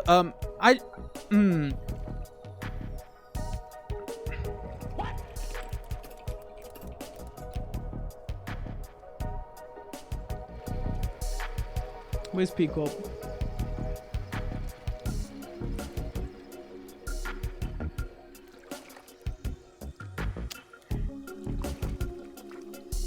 Smoke was here. P-Corp is here. The Smoke War involved some relating shit. It also involved R-Corp, but that's because they were hired. P-Corp is here. I'm not sure about that.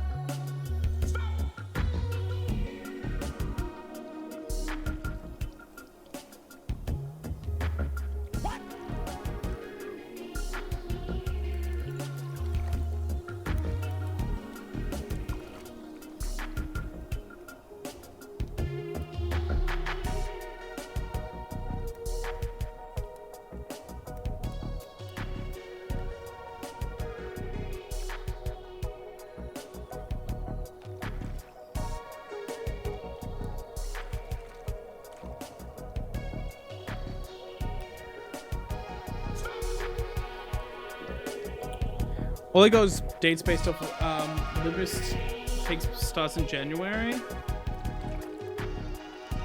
Because of preservation and stuff, bomb shelters kind of fit into the theme.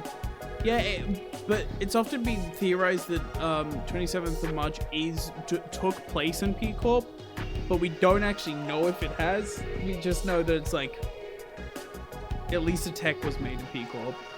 But, yeah. We're not sure. Anyways.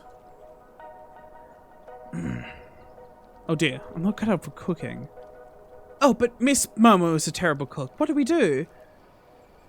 How I wish I could smack her upside the head. I'll help you out by your side, so don't be anxious, Dewey kindly spoke. And my wife is here to help out as well. Nice to meet you, I'm Miyu. Let's all work together and prepare the food. I can't see any distortion from this person either. I'll try, though as Mrs. has mentioned, I'm not exactly as skilled at the culinary arts myself. Don't worry too much about it. We make special kinds of food for the festivals, Miyu said. A special dish. Human meat would be too cliché for this case. Ezra and I followed the two into the kitchen inside the town hall. Around 10 people are gathered in the kitchen, preparing ingredients for the food. The kitchen feels as snug as the rest of the village. The earthy smell of flour dough filled the air. Dewey and I stood before the kitchen counter. Ezra went to help me with preparing ingredients. He washed our hands with soap. And I wore the apron Dewey gave.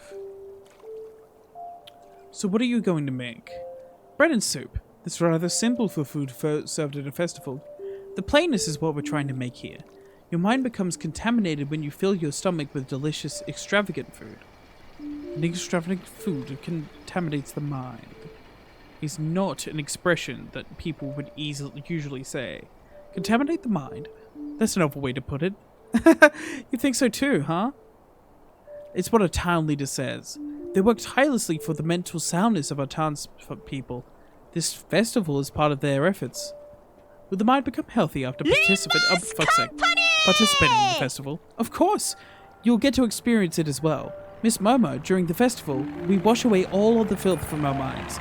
Maybe that's why our town hasn't had any crime at all, unlike most other towns. While Dewey is speaking, something emerges from their chest. Tiny black arms crawl out. The distortion is manifesting. What is this? Did the person just say something that provoked their own mind? Ezra and Miyu bring cleaned ingredients to us, and Dewey puts the ingredients in the pot one by one. They wait for some time before adding each ingredient. Is there a specific order that you're supposed to follow or something? Is the festival held every year? No, it takes place monthly. That's a little different from most festivals I know. It must cost a tidy sum to stage it every month. Although we call it a festival, it's actually rather simple and modest. We only serve bread and soup in these festivals, just like what we're preparing now. It doesn't mean we put little care into the food cooking, though. A festival when the mind is clear, held once per month. Smells like a religious rite. Furthermore, this soup has no meat or any animal protein. It's cooked purely with greens and vegetables, carrots, mushrooms, and more. It's an average vegetarian food. Denouncing meat as an impure food is a belief commonly seen in many religious activities. Hello, Stinky. Hello, Jack Dorsch. Okay, Miss Momo, let's season the food with a pinch of salt now. A festival when the mind is cleansed. Townspeople whose distortion cannot be seen. Dewey, sudden manifestation of the distortion. I need a few more clues to draw on an answer. Well, I would reckon that, like, someone has manifested sacrament of some sort that allows them to wash away the distortions of others, or knows more about the system as a whole. Monthly, he washes them away, and the reason it is monthly is because if it was longer than that, there is a chance that you can't wash away the thoughts of people. It's actually probably not to do with the distortion at all. It could be just lowering crime rates, which in turn also lowers the distortion somehow, because people are thinking less.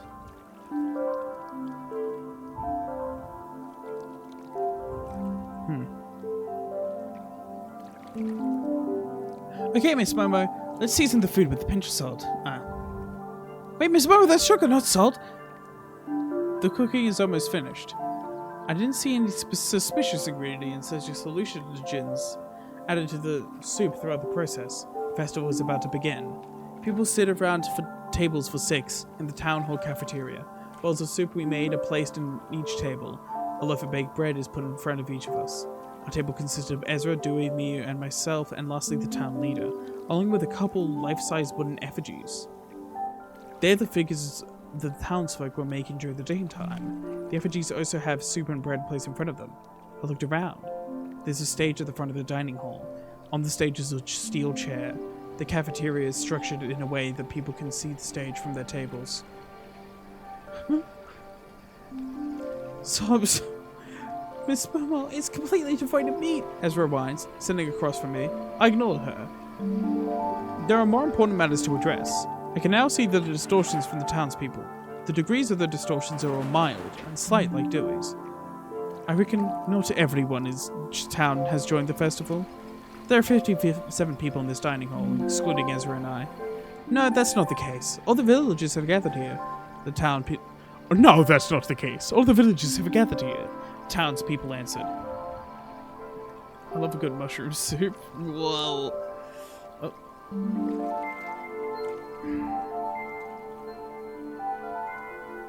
The town leader answered. The town seemed to have about 50 households. If it's true that these people of the whole population of the town, that means most of them would live alone. However, if I take the wooden effigies into account, that total becomes 102. That isn't far from my estimate. It's even possible that these effigies are occupying the seats where other townsfolk used to be. Have they disappeared too? Where have they disappeared to? I need to investigate that. You must be remarkably pure of heart, Miss Momo. You must be remarkably pure of heart, Miss Momo. The town leader spoke graciously. I don't see any filth in you. A mysterious face. He can see the distortion. Momo doesn't have... Moses doesn't have the distortion. It would make sense. Now, everyone, let the Harvest Festival begin. The town leader stood up and announced with a loud voice. Let us laugh first. All of the townsfolk burst into laughter at the same time, including Dewey and me. I laughed along. In a festival you're joining in for the first time, you have to observe the mood and the people around to follow their behavior accordingly. Ezra actively laughed. The collective laughing fit went on for 10 minutes. When the town leader abruptly stopped laughing, the townspeople simultaneously quieted down. The town leader sat down. The distortions of people progressed a little. Let us eat the soup. The town leader spoke with majesty. The soup was clean, savory taste. The bottle wasn't too large, so I could eat all of it before 5 minutes passed. Let us gush out our anger. You filthy, heinous bastards! The town's leader lashed out at the wooden effigy sitting at a table. People all yelled profanities, too vulgar for descriptions of the effigies at the table.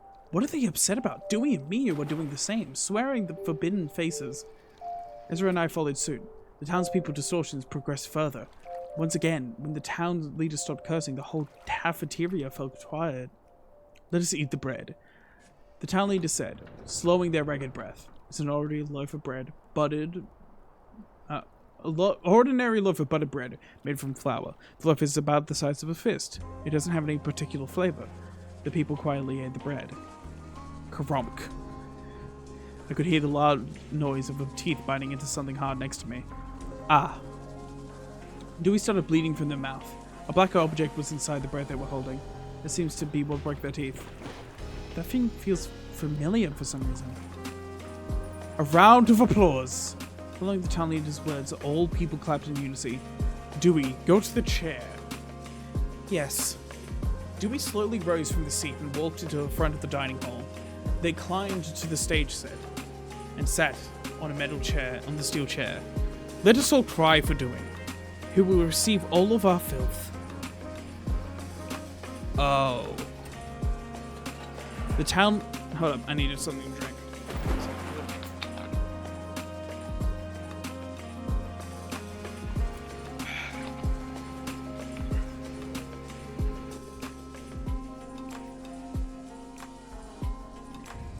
The town leader says, gritting their teeth and dropping tears. Everyone in the dining hall wails. The people cried their hearts out for Dewey. Something starts happening. The distortions of the townsfolk grow severe. The leader puts a tiny black box into Dewey's hands. The thing bears a close resemblance to the box we saw at Teiyu Proto's company. The only difference is the size. I see now. I have to put a stop to this now if I want to save Dewey. My head is ringing from all the cries. The box begins to vibrate. Detective Moses, this is... Detective Moses, this is... Ezra, Yuria whispered. Ezra, pull Dewey out of the chair right now. Got it, Detective. Ezra sprinted from her seat without delay. This is similar to the case of the Teddy Produce Company. If distortions flow out of people, a stream of distortions akin to a river is made. The extracted distortions seep into Dewey, who is crying. Miyu screams as the distortion manifests from her body. The distortion then is pulled out of her, flowing to Dewey. Dewey is taking up all the distortions of the villagers. In their words, they're receiving up their filth. The place is filled with the sounds of laments. Dewey's body gradually swells in an unstable manner. This is driving me mad. Ezra stormed out to save Dewey, but she soon falters and kneels down. Even Ezra's distortion is about to be pulled. What happens if the distortion is extracted from a person? Will the mental scars associated with it be erased? No, this is not the time to think about such things. I smashed my right elbow on the table. A blade extends from my prosthetic arm. Okay. The dining hall is still echoing with sorrowful cries. Stop what you're doing this instant! I held the blade of my prosthetic arm at the town leader's throat. Everyone, let us rejoice! Now, rejoice! The town leader shouted without so much as a flinch. The townspeople cheered. Their shouts of joy could be better described as screams. Let us bid farewell, make the parting a joyful one. As soon as they finished their words, the stage floor beneath Dewey opened, causing them to fall through the gap. A dull sound was heard moments later. Judging from the interval between the fall and the echo, the basement space isn't deep below. The stream of distortions flowed to Dewey in the space below the stage. The trapdoor begins to close. The screams of bliss continue. Ezra, we need to go after Dewey. I ran forward and helped Ezra up. Cusses, the trapdoor is about to close. I used up all my strength to get up to the stage carrying Ezra. He was on the verge of fainting. I pushed her down the opening before making the fall myself. Thud. I fell on top of Ezra. We thankfully didn't fall from a height too high. When I looked up, the ceiling was already shut on us. I could still hear the cheering of townspeople. A putrid smell stings my nose. I had to look at my surroundings. Detective Moses, look up there, Yuria said, her voice shaking. You've got to be kidding. I placed my hand on my forehead. This is a prison. The distortion of distortions. This isn't a distortion of a single individual. It's an amalgamation of other people's distortions. There are 45 of such distortions down here. They match the number of the wooden effigies I saw above. These are multiple distortions coalesced into large masses. I cannot begin to speculate the cause or abilities of these entities.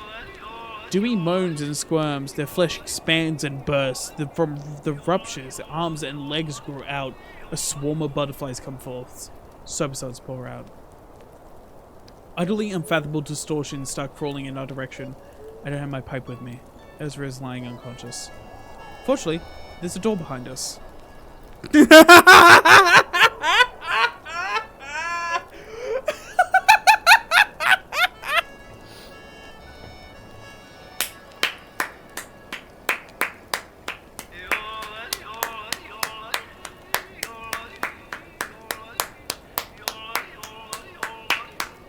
It's door time. Yuria, can you open your workshop now? I quietly spoke. Huh? Yes, I can! Then summon it now. Understood, Detective Moses. Yuria hopped out of my shoulder and touched the steel door. Now, if I could open this door. I pulled the knob of the steel door. However, it won't budge. I used the fairy I'd been keeping in my coat pocket to give it another try. The steel door still refuses to move. That means this door isn't a blocked portal that leads to another space. This is functionally closer to a wall. It was sealed from the outside, defined as a door that won't ever see its intended use. The distortion is getting closer to us. I kept forcibly pulling the doorknob with all my might. My right arm was stretched tight.